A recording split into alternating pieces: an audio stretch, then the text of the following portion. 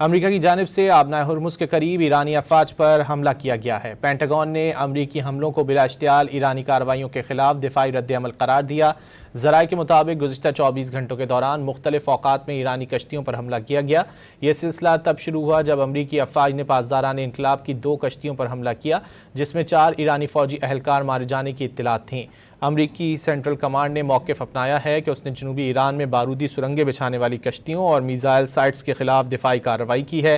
حکام کے مطابق یہ حملے امریکی فوجیوں کو ایرانی خطرات سے بچانے کے لیے کیے گئے۔ امریکی سینٹرل کمانڈ کے ترجمان نیوی کیپٹن ٹم ہاکنز نے باور کرایا کہ جنگ بندی کے دوران تحمل کا مظاہرہ کرتے ہوئے اپنی افواج کا دفاع کیا جا رہا ہے۔ امریکہ کی جانب سے آبنائے ہرمز کے قریب ایرانی افواج پر حملہ کیا گیا ہے۔ پینٹاگون نے امریکی حملوں کو بلا اشتعال ایرانی کارروائیوں کے خلاف دفاعی رد عمل قرار دیا۔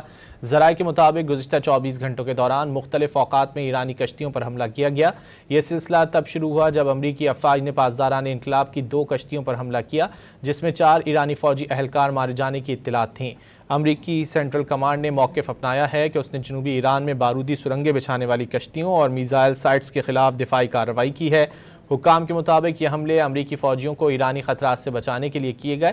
امریکی سینٹرل کمانڈ کے ترجمان نیوی کیپٹن ٹم ہاکنز نے باور کرایا کہ جنگ بندی کے دوران تحمل کا مظاہرہ کرتے ہوئے اپنی افواج کا دفاع کیا جا رہا ہے۔